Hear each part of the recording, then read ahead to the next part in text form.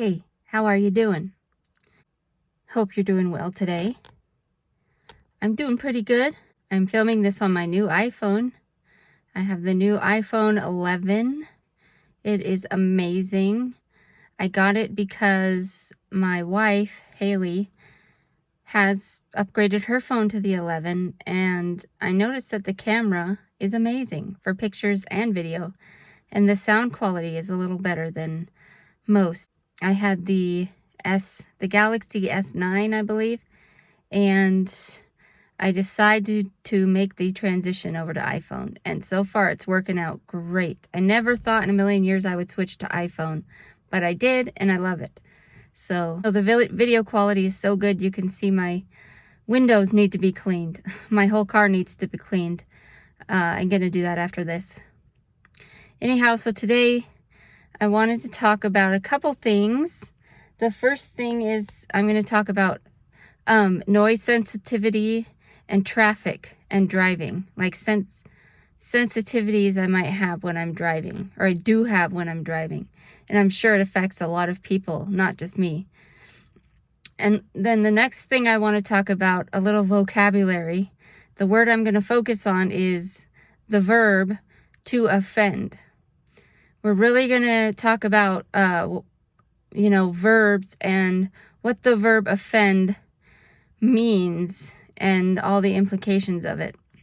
So first off, driving. So since I do kind of have sensory processing issues, and I'm a neurodivergent, as I prefer to say, driving is one of those things where things can get really irritating. So you know how they say in all the rule books and all that kind of stuff that you're supposed to only use your horn when there's an impending emergency, like an obvious emergency, to warn other drivers of impending doom?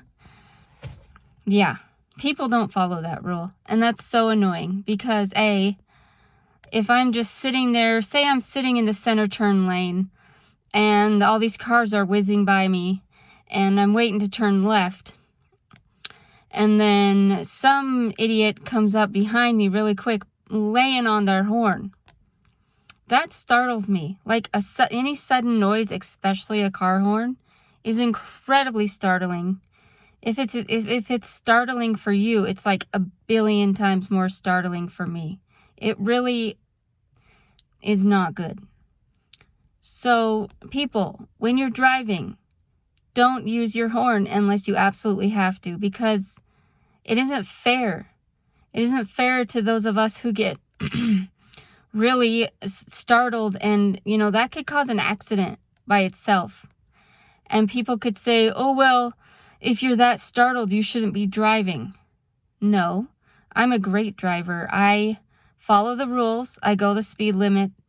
I'm always focused on the road and, watching for pedestrians crossing the street. So no, it's the rule breakers that should not be driving. I drive good. I drive cautiously. No need to, come up on me honking at me when I'm waiting for it to be safe to turn so I can turn. Because, okay, another example, say you're sitting at the intersection waiting to turn right, and you see a little kid run in the street, or someone's crossing with their dog, or something's about to happen and it's just not safe for you to go. So you don't go. Mr. Schmuck comes up behind you and gets impatient and starts honking for you to go. Well, he doesn't even have the right to, because he's not sitting where I'm sitting. He's not sitting at the front of the line. He doesn't see it from my perspective. He doesn't see what I see. The dangers of going at that moment. But he thinks he does, but he doesn't, because he's behind me. How could he possibly see, if something is about to happen? You're back there. I'm up here, So don't honk at someone when they're waiting to safely take their turn to turn. That's rude. Nothing is worth an accident or having something bad happen to somebody. It's just not worth it. So slow your roll, cool your jets, stop honking at people when you don't need to. A, because it really flips me out. B, because just don't. Rude. You know, you're not the one at the front of the line at the intersection. You don't see what could be coming or anything. Don't be honking at people. Only in emergencies. And it's so irritating, like that sudden loud noise. It freaks me out. It's like, wait, what'd I do? What's going on? What's happening? So just don't do it. And what else was I going to say? Oh yeah. So people get all antsy because you can have a free ride on red. Free ride on red. You can turn right even if it's red. I can't turn yet. You can tell me all day that I can turn. I can't turn yet. It's not safe. Who cares if it's a free ride on red? Just because you can doesn't mean you should. Focus. Cool your jets. Slow your roll. The person in front of you knows more about what's going on than you do. You know, you don't see what's in front of the person. They do. So they know what's best. So shh. Just shh. No honking. No honking. It's obnoxious. And it freaks people like me out with sensory processing issues. One time, actually lots of times, I'll be walking down the street. This is before I drove. I was a pedestrian. I'll be walking down the street and all of a sudden you hear this like loud rip of a motorcycle or a horn. And man, it's not funny. People think it's funny, but it's not funny. It's really jarring. It's a jolt to the system. Stop it. Don't do it. Like, don't. And it's just really not safe either. You know, if you honk and it triggers it startles somebody, it could cause a wreck. Revisit Driver's Ed 101. Only use your horn to warn drivers of impending doom. Not to be obnoxious. Not to be an annoying little prick running around, rushing, and nothing's that important. You gotta risk people's lives or sanity. Nothing's that important. You gotta ruin my whole day. No. Slow down, focus, and be kind. That turned out to be a rant, didn't it? Sorry. Next on the agenda. Agenda. I want to talk about the word to offend. We're not going to talk about, well, we are going to talk about to be offended and what, but we're going to talk about the verb to offend and what that means. So we all know what a verb is. It's an action word. Now, I was really curious. I wanted to know if offend was a transitive verb or an intransitive verb. I was curious. Turns out it's both. So a transitive verb is a verb that has a direct object. So you're verbing something else. You, the subject, are verbing the object. Okay, so it has a direct object. For instance, Tom pushed the ball. Tom is the subject because he's the one that did the pushing. What did he push? He pushed the ball. The ball is the direct object. Now, an intransitive verb is one that doesn't have a direct object. So, Tom pushed. We don't care what he pushed. So, that happened. Or Tom spat on the ground. And the rest of the sentence, on the ground, is like the rest of the sentence. It's not the object. Well, I guess it is the object, huh? Because he's doing something not directly to the ground, actually. But whatever. We're not getting into that. They offended the girl. They did something to the girl. They did the action. Whose fault is it? They. It's they's fault. Not the girl's fault. So whether or not a verb is intransitive or transitive, the one who is responsible for doing the verbing is the subject, the one who did it. Carl swam to shore. Carl swam. Swam is the verb. Carl's the subject. Carl did it. The shore didn't cause Carl to swim to it. The shore didn't do anything. It's just sitting there. Carl swam to the shore. Susie purchased a coffee. Susie purchased the coffee. Coffee didn't purchase Susie. Well, coffee does have magic powers. But no, coffee didn't do the purchasing. Susie did the purchasing. So it's Susie's fault. Not that there's supposed to be a fault about it, but you get my drift. So when we talk about offending somebody, you know that you see all these like snarky memes saying, oh, I don't know why people are so offended. Oh, PC. I don't know why people have to be so offended. Millennials, blah, blah, blah. Or whatever. Okay, but you're blaming the object. I'm not saying people are objects, but you get my drift. The object of the sentence. You're blaming the one who did not do the offending. You're blaming the one who did not do the action. I mean, Carl hit Susie. Susie did not hit Carl. Carl hit Susie. So are you gonna, like, berate Susie because Carl hit her? No. Carl's the one that did the hitting.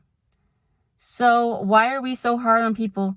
Oh, don't get so offended. I don't know why millennials get so offended. Oh, snowflake.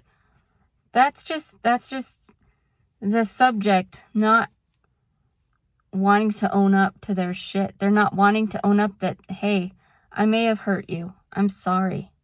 What's wrong with saying sorry? Why can't we say sorry? Instead, we make fun of people who had a transgression against them and put them down. Like, why? I mean, even if you didn't mean to commit the offense, even if you didn't mean to hurt the person, if someone comes to you and says, I don't like that you said that, or that really hurt me that you did that, just say sorry and mean it. It's not, I mean, it's your ego getting in the way. That's why. That's why we can't just accept it and say sorry. Because, dude, humble yourself. Be humble and just say, I'm really sorry. I didn't know I was offending you. I didn't know I was hurting you. I am so sorry. What can I do to make it right? Or just saying sorry and meaning it is enough. Yeah, people get hurt by people's words and actions because people's words and actions can hurt. People's continual use of certain words can create a mindset that normalizes putting people down. Makes it normal to say something that actually is hurtful and not nice. People use words as weapons to separate us from them. Why? Don't use your words as weapons. If you're going to use words, and I think words are overrated anyway, but if you're going to use words, use it to complement love and friendliness and being nice. Don't use it to separate people or put them down or to hurt them or to crush them. Just be nice. It's like super not hard. Be nice. Be nice and mean it. It's not hard. But people get off on like, oh, why do you gotta be so PC? What? Snowflake, la la la la la. Dum-dum, you would freak out if someone did something that hurt you too. Like I just called you dum-dum. That probably hurt you. I'm sorry. I'm really sorry. But I don't know how else to say it. I just don't know how else to say it. Be nice. So, little Billy is crying over something that wouldn't have hurt you if it happened to you, but it hurt Billy. You're not Billy. Billy's Billy. And you hurt him. You are the one that did the action or said the word to hurt him. Poor Billy. Say you're sorry. Just say sorry and be nice. That's all. So that was my little vocabulary lesson, because I always see offended, especially on social media. All these memes. Oh, so offended. I don't know why you got so offended. I don't know why people so offended. Like, I don't know. Why are they? Why did you offend them? It's not their fault. It's the person who did the offending. Yeah. Remember your verbs. Okay? And your word parts and your sentence parts. I am sitting in this car. The car is sitting. The car is not sitting on me. I am sitting on the car. I'm responsible for sitting in the car right now. Susie's not sitting in the car. Billy's not sitting in the car. The car is not sitting on anybody. A car can't sit. It doesn't have an ass. Just so you know. Wasn't sure if you're aware. So on the other side of that coin, so if someone's offended, they're hurt. If someone's offended by you, you should say sorry. I didn't mean to. I didn't know that was offensive. I'm sorry. And if you want to even be a bigger human being, say, what can I do to make it right? Don't get all butthurt and be offended because someone said they were offended. And let your ego take charge. Do not let your ego take charge. Let your heart take charge. On the other side of that coin, if someone hurts you, it's okay to be hurt, but don't live there. Don't dwell on it. And don't transfer that hurt back onto that person, or don't sit with it so long that it wells up inside you and transfers onto other people. So if someone is so hurt and they have all this baggage, honey, that baggage is not yours to keep. Yes, someone else hurt you. Yes, someone put that baggage on you. It's still not yours. It's not yours to keep. Throw it away. Throw it out.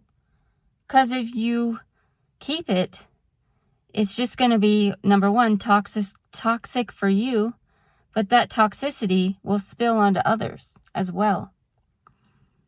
So, I mean, and this side of it has more to do with personal hurt rather than like being politically correct. Like if you're personally so hurt, you know, you can't catch a break. Everyone always hurts you all the time. That's not your fault if somebody hurts you. It's the person that did the hurting. It's the person that did the offending that hurt you. It's their fault. But they hurt you. They gave you the hurt. They gave you the pain baggage. It's still your responsibility to throw it away. It's still your responsibility to get rid of it. Don't hang on to it. Like Big Meaty Pants over there gave it to you. Throw it away. You don't want it. He hurt you. Throw it away. Because like I said, it will, if you hang on to it, it will cause problems for you and other people. You'll hurt people that you don't mean to hurt. Like they say, hurt people hurt people. And you just want to end the hurt no matter what. So if someone says, you hurt me, say you're sorry and mean it. And if someone hurts you, let it go. Throw it away. You don't want to hang on to that toxic shit. You know, you don't want to pass it back to the person that hurt you. You don't want to pass it on to anyone else. And you certainly don't want to keep it and keep hurting yourself. End the hurt. That's just what we need to do in the world, is to end the hurt. Just stop it. Be nice. Be nice and kind and happy. If someone hurts you, that's sad. Experience the emotions, but don't camp there. Don't live there. Just let it go. Throw out the trash. Burn it. Burn the trash. Don't burn other people. Burn the trash. Make it go bye-bye. Okay? That's your job.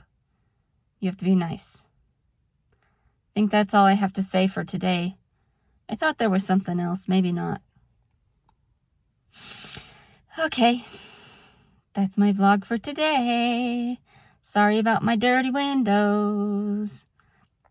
That's my dog, his slobber on the window right there. Anybody with dogs knows what those marks are. Okay. Be nice. And truly, if I've ever said anything or done anything to hurt any one of you, I'm truly sorry. I really am. I'm sorry. I promote niceness and positivity, and I know I have done hurtful things and said hurtful things. I'm a human. Doesn't make it right at all, and I'm truly sorry. Here is kindness and a smile and love from me to all of you. Please pass it on, because the world needs a whole lot of it right now. Okay? Thank you. I love you. Tune in, stay tuned for next time, and don't forget to head on over to Angie and Haley Presents, where my wife and I vlog all the things, all the fun things about our lives together. You know that we got some cooking ones, we got some singing ones. I think we have one where we talk about traveling on an airplane, all kinds of fun stuff, restaurants, and there's lots of humor too. So head on over, check us out, and remember to smile and pass on the kindness. I love you, love and light. Bye-bye.